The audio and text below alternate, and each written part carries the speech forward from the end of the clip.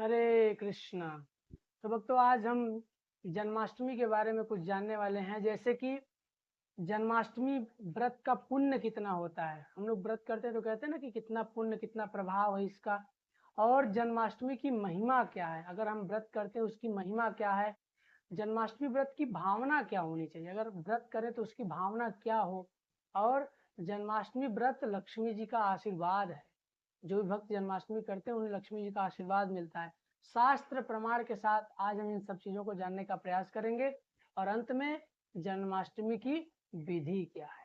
इस वीडियो को पूरा देखें और उसको समझें। उसके बाद अगर व्रत करें तो पूर्णतः लाभ आप सबको प्राप्त हो सकता है। तो वीडियो को प्रारंभ करते हैं। सबसे पहले हम ब्रह्म वैवर्त पुराण में चलते हैं और वहां पर जन्माष्टमी में एक व्रत करने से आपको कितना पुण्य मिलने वाला है बताया गया है।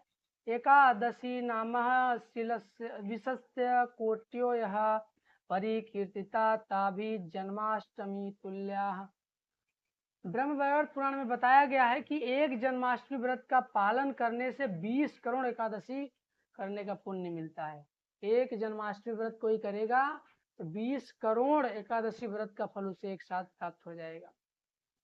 दूसरा प्रमाण है स्कंद पुराण में। कहते हैं वासुदेवस्य स्मरणं मृत्यु काले भवेत मुने सिद्धयन्ति सर्व कार्याणि कृते कृष्णाष्टमी व्रते। जो व्यक्ति जन्माष्टमी का व्रत करता है उसके सभी प्रयास सफल होते हैं और मृत्यु के समय भगवान कृष्ण का स्मरण सुनिश्चित हो जाता है।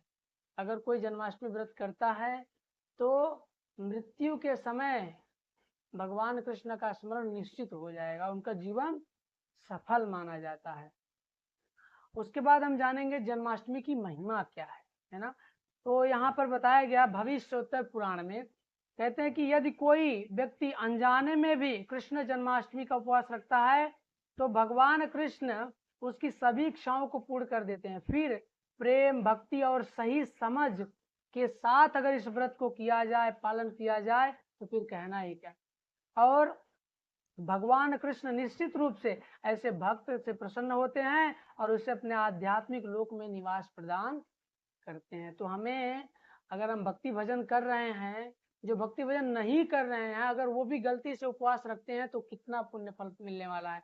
और यदि जो भक्ति भाव के साथ रहें भगवान उन्हें अपने लोक में वास प्रदान कर देंगे।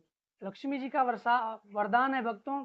स्कंद पुराण में बताया गया जन्माष्टमी व्रतम ये वै प्रकुर्वन्ति नरोत्तमा कारयन्ति च विप्रेंद लक्ष्मी अस्तेषां सदा स्थिरा।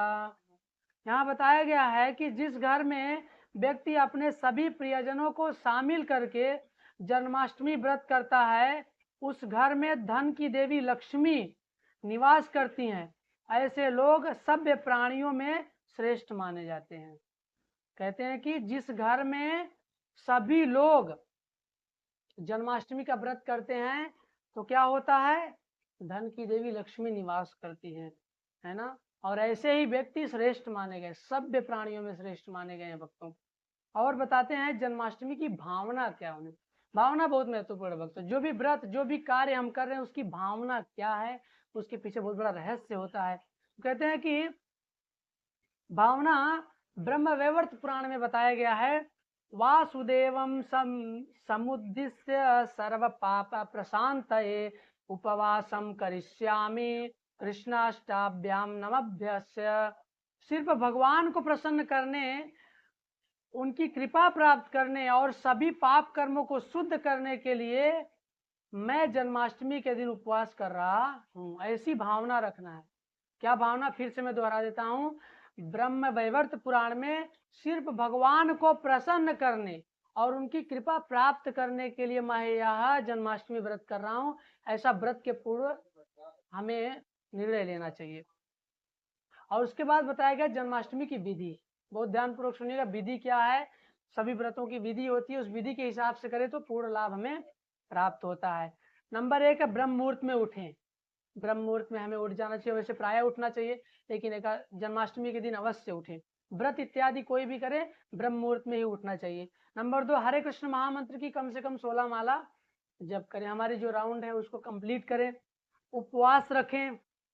घर में भगवान कृष्ण की विशेष झांकी सजाएं और उनको विशेष भोग लगाएं। आप भगवान को, अपने मंदिर को, घर को बढ़िया से सजाएं और भगवान को भोग अर्पण करें। भगवान कृष्ण की महिमा का पठन और श्रवण करें। इस दिन भगवान की कथा का श्रवण करें, पठन करें, गायन करें, कीर्तन करें, नृत्य करें, सब कुछ करें। 12 बजे भगवान की विशेष आरती करें। 12 बजे रात को जब भगवान प्रकट होते हैं तो हमें विशेष आरती करनी चाहिए। रात 12 बजे एकादशी व्रत वाला प्रसाद लेकर जन्माष्टमी व्रत को पूरा करें। हमें एकादशी व्रत की तरह प्रसाद लेना है, अन्न प्रसाद नहीं लेना है। अन्न प्रसाद अगले दिन सूर्योदय के बाद आप ले सकते हैं। तो ये कुछ महिमा थी, कुछ विशेषता थी, कुछ भाव थे, कुछ नियम थे, जिन्हें पालन करके हम अपनी जन्माष्टमी सफल बना सकते हैं। हरे कृष्ण।